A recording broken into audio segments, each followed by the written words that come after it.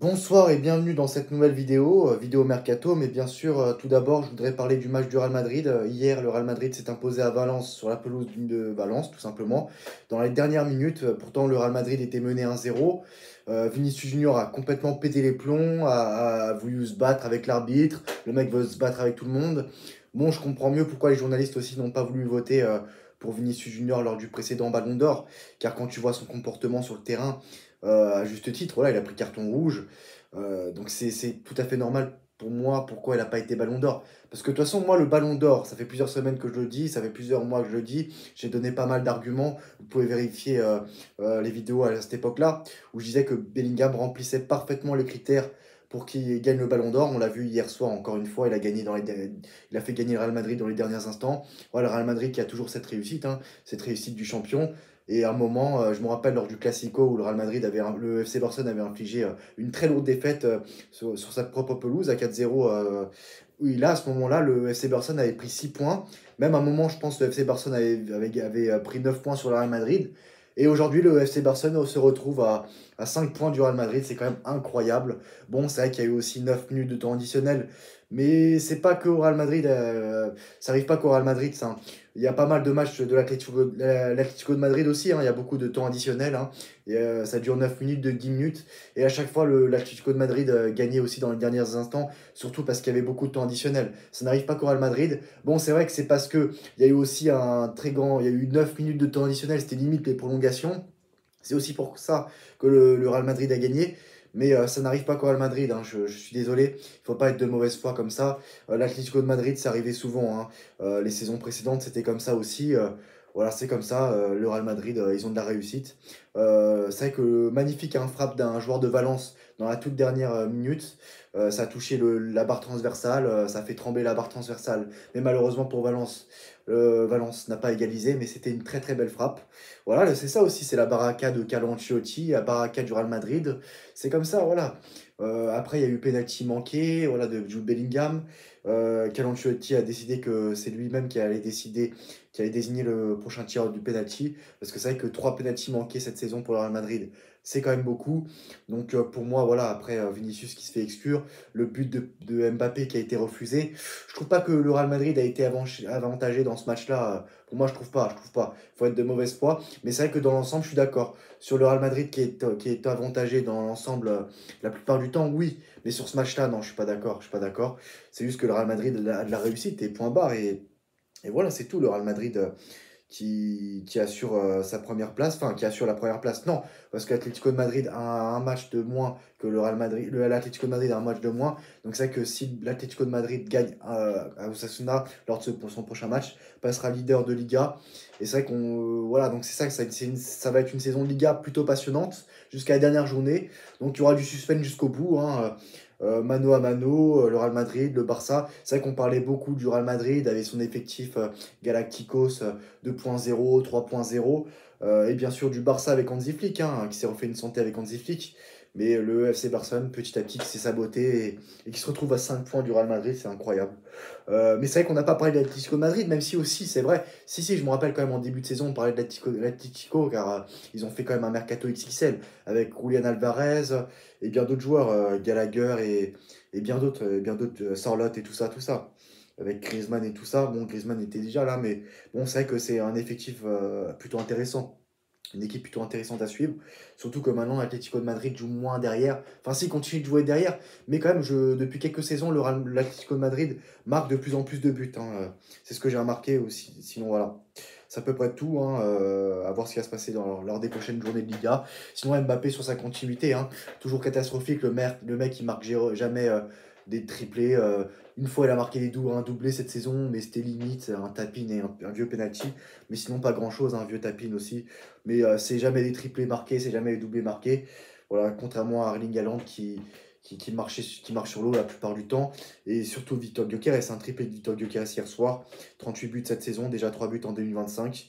Erling Haaland qui a marqué, hein, Manchester City qui reprend des couleurs, hein, 4 buts à 1. Victor 4 buts à 1 à domicile contre West Ham. Voilà, donc Manchester City, attention, hein, qui revient, qui revient. mais le PSG pour moi est favori pour ce match-là, car le PSG a moins la pression que Manchester City. Non seulement ils sont à domicile, même si à domicile pour moi ça veut rien dire, hein. Le PSG à domicile n'a pas réussi à battre le PSV Eindhoven, ils n'ont pas réussi à battre l'Atlético de Madrid, ils ont battu Girone, voilà, c'était leur seule victoire à domicile au Parc des Princes cette saison, en Ligue des Champions. Ils n'ont pas réussi à, voilà, c'est tout, hein, l'Atlético de Madrid, le PSV Eindhoven. Donc c'est pas parce que le PSG joue à domicile qu'ils vont gagner, mais ils auront quand même moins la pression car quand même le PSG quand même est moins attendu cette saison que Manchester City. Manchester City, c'est plus une surprise qui se retrouve dans cette position-là que le PSG. Même si le PSG, ça reste quand même étonnant. Mais Manchester City encore plus. Voilà. Quand tu vois leur effectif, c'est que des joueurs de classe internationaux, des joueurs qui jouent, voilà, c'est que des joueurs qui jouent dans les clubs, dans les sélections, quoi. Donc voilà, c'est à peu près tout. Et pour moi, voilà pourquoi le PSG a un point en moins par rapport à ça. Et je sais pas, avantage au PSG quand même par rapport à ces critères-là. Mais peut-être que j'ai oublié d'autres critères, mais c'est déjà suffisant pour dire que le PSG va être favori pour moi le 22 janvier. Voilà, donc J-17 avant ce match-là. Sinon, en parlant du PSG, la priorité de Mohamed Salah est toujours de plonger à Liverpool, mais l'Égyptien, bien sûr, veut mettre la pression sur son club, mais le PSG discute toujours avec les agents du joueur. Information Foot Mercato. Sinon, un ancien joueur du PSG a fait parler de lui hein, dans un stade de Ligue 1, enfin Ligue 2 plutôt. Mbappé, SMC, le Stade Malherbe de Caen n'est pas ton joueur. Les supporters de Caen expriment leur mécontentement concernant la gestion de Kylian Mbappé, propriétaire du club. Donc voilà, c'est ça. Donc c'est ça, le mec, au lieu de se concentrer à marquer des doublés triplés, il arrive même pas à marquer les doublés triplés. Qu'est-ce qu'il veut investir sur un club, quoi? C'est complètement ridicule. Sinon, le PSG Aston Villa serait en pourparlers pour finaliser l'échange entre John Duran et Randall Colomwani. Information, voilà, selon Football Insider. Donc, information à prendre plus ou moins en sérieux. Sinon, Marquinhos sur la possibilité de rejoindre l'Arabie Saoudite. On ne connaît jamais notre futur, le football va très vite, mais je suis concentré à 100% sur le PSG. Cela dépend de beaucoup de choses. Il faut l'envie du club, la philosophie du coach et du joueur. Je suis très heureux au PSG. Je peux apporter beaucoup de choses au PSG, mais on ne connaît jamais son futur. Ouais, pour moi, il doit quitter le club à la fin de la saison. C'est mieux pour les deux parties, ça suffit, c'est la fin de cycle, c'est la fin d'un cycle. Il faut que ça s'arrête. Sinon, le PSG surveille Alejandro Balde en cas de départ de Nuno Mendes cet été. Pourquoi pas, mais à mon avis, le PSG devrait mieux explorer d'autres pistes avant de vouloir enrôler Alejandro Balde. Ouais, donc d'abord, qu'il se concentre sur d'autres pistes, hein, à mon avis. Sinon, Manchester City a fait une offre à Omar Marmouche. Le joueur est intéressé par le projet des Sky Blues. Information Foot Mercato. Et ça a l'air plutôt sérieux, car des journalistes plutôt fiables en Égypte ont confirmé que ça y est, hein, Omar Marmouche, c'était à City, c'était fait. Hein. C'était fait. Donc, information à prendre plutôt au sérieux hein, pour cette information. Donc, ça semble long pour un transfert de Omar Marmouche à City. La Liga et la Fédération espagnole refusent l'inscription de Daniel Mo et Pau Victor. Hein. L'officialisation a lieu dans les prochaines heures. Information El Chiringuito. Donc Daniel Mo et Pau Victor vont devoir trouver un nouveau club. Hein. En tout cas jusqu'au mois de juin. Officiel, la Liga refuse l'inscription de Daniel Mo et Pau Victor.